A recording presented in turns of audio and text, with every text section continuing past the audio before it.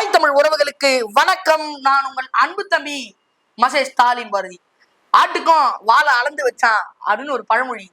என்னடா தம்பி, வழக்கமா அரசியல் தானே பேசுவ, திடீர்னு என்னடா பழமொழியெல்லாம் பேசுற அப்படின்னு நீங்க கேட்கறது என் காதுல விடுது. வேற என்ன பண்றது? இப்ப வெற்றி பெற்றிருக்க 108 சீட்டுக்கும் இந்த பழமொழிக்கும் நிறைய தொடர்பு உள்ளது. அதை பத்தி தான் இந்த காணொலியில நம்ம விரிவா தெளிவா பார்க்க போறோம். வாங்க காணொலிக்குள்ள போலாம். 108 சீட்டுகளை தமிழ்நாட்டுல பெரும்பான்மையோட, அதாவது தனி பெரும்பான்மையோட வென்ற தாவேகாவினுடைய தலைவர் ஐயா திரு விஜய் அவர்களுக்கு என்னுடைய மனமார்ந்த வாழ்த்துக்களை தெரிவிச்சுக்கிறேன். அதற்கு பிறகு அவர் சொன்னார் இல்லையா, நிறைய திட்டங்கள் நான் ஆட்சிக்கு வந்தா அந்த திட்டங்களை நிறைவேற்றேன் அப்படின்ட்டு. உதாரணத்துக்கு தன்னுடைய இலவசங்களை வாரி வழங்கினார் இல்லையா. பெண்களுக்கு 6 சிலிண்டர், அதாவது குடும்பத்துக்கு 6 சிலிண்டர் இலவசமா வழங்குவேன். மாமா சீரு, மச்சான் சீரு, தாய் மாமா சீரு எல்லாத்தையும் வழங்குவேன். பெண்களுக்கு 2500 ரூபா வழங்குவேன். படிக்காத அதாவது வேலையில்லா மாணவர்களுக்கு 4500 ரூபா வழங்குவேன். டிராப் அவுட்டே வரக்கூடாது. அப்படி இப்படி நிறைய சொன்னார் இல்லையா. அந்த திட்டங்கள் எல்லாம் தன்னுடைய பொற்கரங்களால் ஐயா விஜய் அவர்கள் கையெழுத்து போட்டு தொடங்கி அந்த திட்டங்கள் அமோகமாக வெற்றி பெறணும் அப்படின்ட்டு என்னுடைய மனமார்ந்த வாழ்த்துக்களையும் கூடவே தெரிவிச்சுக்கிறேன். ஆனா இதெல்லாம் நடக்காது போல இருக்கே. பட்சி வேற சொல்லுது. சரி வாங்க அடுத்தடுத்து செய்திக்கு போவோம். ஐயா விஜய் அவர்களுடைய அலை வீசுது. ஐயா விஜய் அவர்களுடைய அலை வீசிச்சு. அதனாலதான் 35% வாக்கு வழங்கி இருக்கிறாரு. அதனாலதான் 108 சீட்டுகளை தனி பெரும்பான்மையோட ஜெயிச்சிருக்கிறாரு அப்படின்லாம் சொல்றாங்க. நமக்கு என்ன சந்தேகம் அப்படின்னா, தமிழ்நாட்டுல வீசின ஐயா விஜய் அவர்களுடைய அலை பாண்டிச்சேரியில ஏன் வீசல?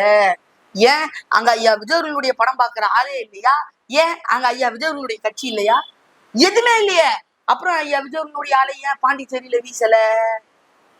ஓஹோ, பாண்டிச்சேரியில அங்க ஆளுங்கட்சியோட பிஜேபி நேரடியா கூட்டணி வச்சிருக்கனால அங்க அலை வீசல.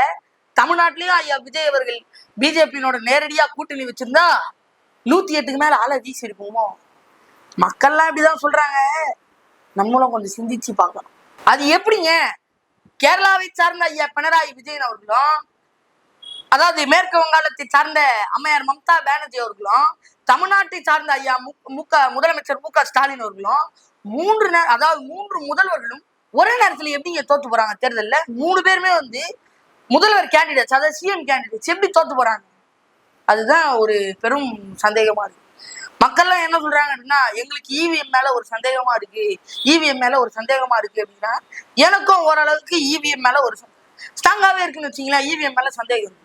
அது எப்படி? ஏன் அப்படின்னா, நாம் தமிழர் கட்சிக்கு விழுந்த வாக்குகள் சுமாரா 4 லட்சம். அது எப்படி என்ற சந்தேகம் எனக்கு எப்படி வந்ததுன்னா, நாம் தமிழருக்கு வாக்களிக்க ஒவ்வொருத்தரும் தேடி தேடி பார்த்து எடுத்த நெல்மணி. அந்த வாக்கு எவ்வளோ அலை வீசினாலும், எவ்வளவு பெரிய நடிகர் அலை வீசினாலும், திராவிட அலை வீசினாலும் காணாம போகாம நின்று போராடக்கூடிய ஒரு தமிழ் தேசிய அலை, ஒரு தமிழ் தேசிய நெல்மணி. ஏன்னா எனக்கு வந்த தகவல் படி மாற்றுத்திறவு மக்கள் மாநாடு திருச்சியில் நடந்தது இல்லையா, அதுலயே சுமாரா 7 லட்சம் பேர் வந்திருந்ததா ஒரு செய்தி. அதுல வராதவங்க ஒரு 1 லட்சம் பேர்னு வச்சுங்களேன். மற்றபடி வெளியில நின்று ஆதரவு தர்றவங்க, நான் இவ்வளவுதான்ப்பா, நான் நிச்சயமா நாம் தமிழருக்கு ஆதரவு தருவேன் அப்படின்னு ஒரு 3 லட்சம் பேர். அதற்கு பிறகு சீமான் அவர்களுடைய பேச்செல்லாம் கேட்டு, அவர் பண்ற பிரச்சாரங்களை பார்த்து, அவர் பண்ற போராட்டங்களை பார்த்து, டேய் வாக்களிச்சா அந்த மனுஷனுக்கு தாண்டா வாக்களிக்கணும், இந்த கட்சிக்கு தாண்டா வாக்களிக்கணும் அப்படின்னு ஒரு வாக்களிச்சவங்க ஒரு 3 லட்சம் பேர், இவ்வளவு 2 லட்சம் பேர் வச்சுங்க, ஏன் 1 லட்சம் பேர்னு வச்சுக்கீங்கன்னா, எப்படி பார்த்தாலும் உங்களுக்கு 15 லட்சம் வாக்காக வருது. ஆனா அதற்குதான் நான் சொல்லியிருந்தேன், நாம் தமிழர் நிச்சயமாக 10 to 15% வாக்கு என்பதை நிச்சயமாக பெறும் அப்படின்னு சொல்லியிருந்தேன். ஆனா இங்க வந்தது வெறும் 4% வாக்கு தான். ஆனால்தான் பொதுமக்களும் சொல்றாங்க இவிஎம் மேல எங்களுக்கு சந்தேகமா இருக்கு அப்படின்னு. எனக்குள்ள ஒரு கணக்கு தோணுது. அந்த கணக்கு சரியா இருக்குமா அப்படிங்கிறத கருத்தில் சொல்லிட்டு போங்க. அதிமுக கூட்டணி அப்படிங்கிறத நம்ம எல்லாரும் பார்த்துட்டோம். ஆனா அது அதிமுக கூட்டணி கிடையாது, பாஜகவுடைய கூட்டணி. தமிழ்நாட்டுல வலிமையாக இருக்கக்கூடிய அதிமுக என்ற கட்சியுடன் பாஜக கூட்டணி வச்சிருக்கு ஒரு கையில. இன்னொரு கையில பாஜக, பாமக, அமமுக போன்ற இதர சில கட்சிகளுடன் கூட்டணி வச்சிருக்கு. இதனால ஐயா அமித்ஷா அவர்கள் வெளிப்படையாக தமிழ்நாட்டுல இந்த கூட்டணி வெற்றி பெற்றுச்சுன்னா ஐயா எடப்பாடி பழனிசாமி தான் முதல்வர் அப்படின்னு எந்த இடத்துலயும் சொல்லல. ஒருவேளை அப்படி சொல்லியிருந்தா அதிமுக ஆளுங்கட்சியாக மாறி இருக்கும், பிஜேபி மற்றும் இதர சில கட்சிகளுக்கும் அதிகமாக சீட்டு கிடைச்சிருக்கும். ஆக ஒத்துழைப்பு இல்லை. ஆயிருந்தா இந்த கூட்டணி ஒரு சக்சஸ்ஃபுல்லான கூட்டணி, அமைதியான கூட்டணி அப்படின்னு மக்களுக்கு தெரிஞ்சாலும் இது ஒரு குண்டக்க மண்டக்க, அதாவது மழுப்பலான கூட்டணி. பிரச்சனை ஓரளவுக்கு வெளியில தெரியாது. ஆனா உண்மை நிலவரம் இதுதான் அப்படின்ட்டு மக்கள் எல்லாம் சொல்றாங்க. இந்த 2026 சட்டமன்ற தேர்தலில் பிஜேபி அதிமுக கூட வேண்டா வெறுப்போட தான் கூட்டணி வச்சுக்கிச்சு. பிஜேபிக்கு திராவிட கட்சிகளை தமிழ்நாட்டில இருந்து முற்றிலும் அகற்றினா மட்டும்தான் காலம் உண முடியும் அப்படிங்கிறது அவங்களுடைய கருத்தும் கொள்கையும். அதற்கு அதிமுக ஒரு பெரிய தடை. ஏன் அப்படின்னா இந்த 2026 சட்டமன்ற தேர்தலையும் அதிமுக 28% வாக்கு வாங்கியிருக்கு.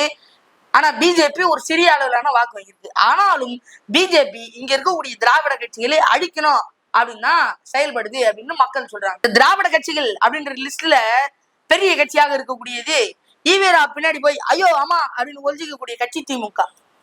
இந்த கட்சி ஆயிருந்தா, அதாவது திமுக ஆயிருந்தா நாங்கதான் பிஜேபிக்கு உண்மையான எதிர்ப்பாளிகள், நாங்க இல்லைன்னா தமிழ்நாட்டுக்குள்ள பிஜேபி வந்துடும் அப்படின்னு பூச்சாண்டி எல்லாம் காட்டினாலும் உண்மை என்ன அப்படின்னா பிஜேபியினுடைய உண்மையான பி டீம் அப்படின்னா அது திமுக தான்.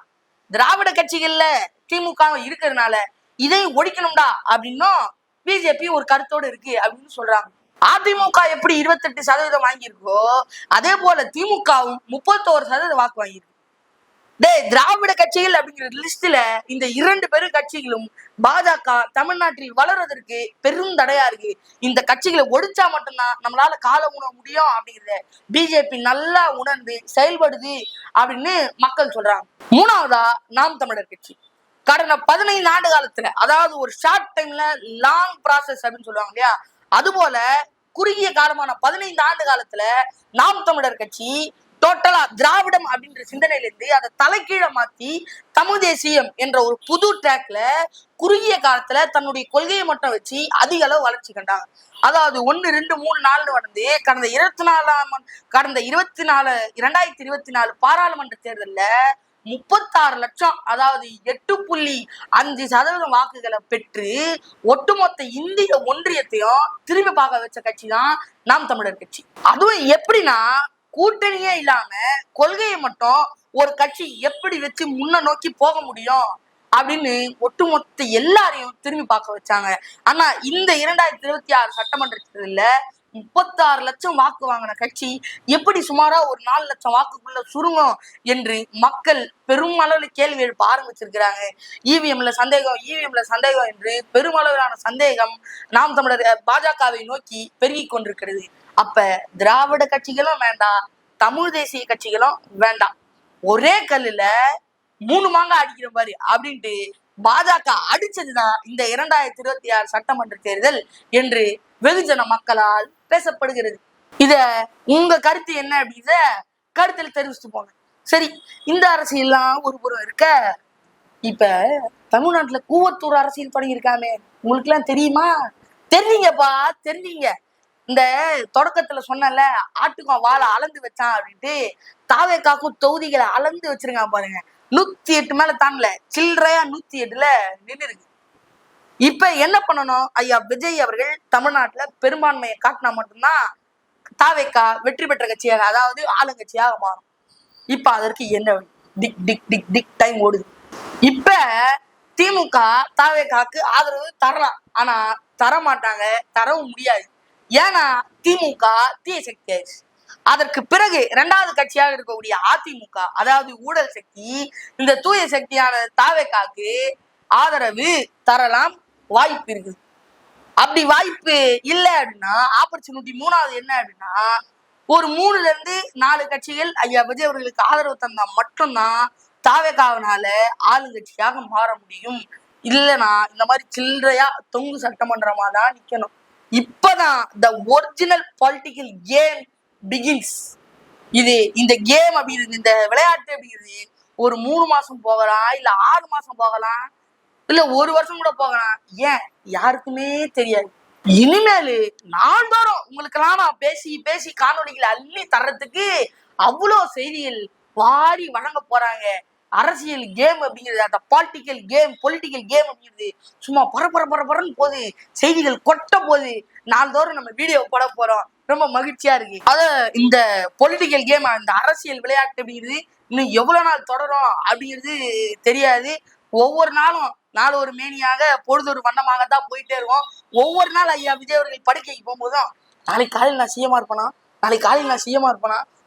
சிஎம்மா இருப்பேனா, அப்படின்ட்டு கடுமையாக மண்டையை பிழிஞ்சிட்டு தான் தூங்கிட்டு இருக்கோம்.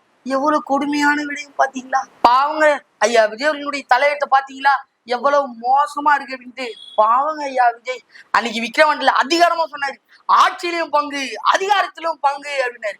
இப்ப யார் யார் காலில் விழுந்து ஆட்சியில பங்கு தரேன் அதிகாரத்துல பங்கு தரேன் வாங்க ஐயா வாங்கன்னு கெஞ்ச போறாரோ நினைச்சாலே வருத்தமா இருக்குங்க. அன்னைக்கு எல்லாத்தையும் விட்டுட்டு அரசியலுக்கு வர்றனாரு, இப்ப சிஎம் பதவியே விட வேண்டியதா போச்சு. இப்ப மக்கள் அனைவரும் இவிஎம் மிஷினை எதிர்க்கிறாங்க, இவிஎம் எந்திரத்தை எதிர்க்கிறாங்க. நானும் இவிஎம் எந்திரத்தை எதிர்க்கிறேன், ஏன்னா நிறைய கட்சிகளுடைய வாக்கு அடி வாங்கியிருக்குது அப்படின்னு சொல்றாங்க. எனவே நல்ல தலைவனை தேர்ந்தெடுக்க வேண்டியது உங்களுடைய பொறுப்பு. எனவே மாறுவோம், மாற்றுவோம். அடுத்த காணொலியில் மீண்டும் சந்திப்போம். நன்றி, வணக்கம்.